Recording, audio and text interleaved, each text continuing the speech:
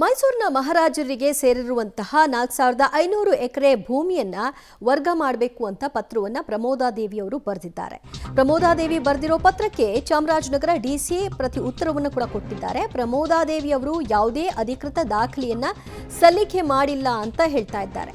ಪರಿಶೀಲಿಸಿ ವರದಿ ನೀಡಲು ಚಾಮರಾಜನಗರ ತಹಶೀಲ್ದಾರ್ಗೆ ಸೂಚನೆಯನ್ನ ಕೊಡಲಾಗಿದೆ. ಚಾಮರಾಜನಗರ ಜಿಲ್ಲಾಧಿಕಾರಿ ಶಿಲ್ಪಾ ನಾಗ್ ಪಬ್ಲಿಕ್ ಟಿವಿಗೆ ಈ ಕುರಿತಾಗಿ ಹೇಳಿಕೆಯನ್ನ ಕೊಟ್ಟಿದ್ದಾರೆ.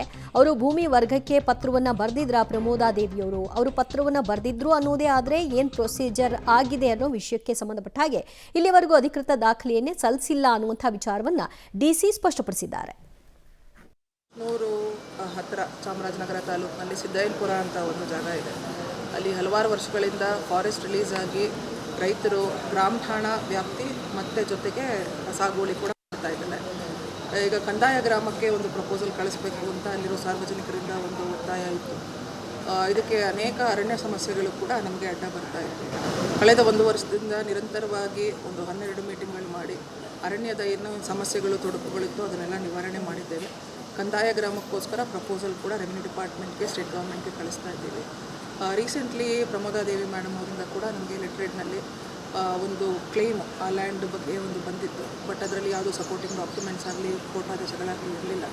ಈಗ ವೆರಿಫಿಕೇಷನ್ಗೆ ತಹಸೀಲ್ದಾರ್ಗೆ ಹಾಕಿದ್ದೀವಿ.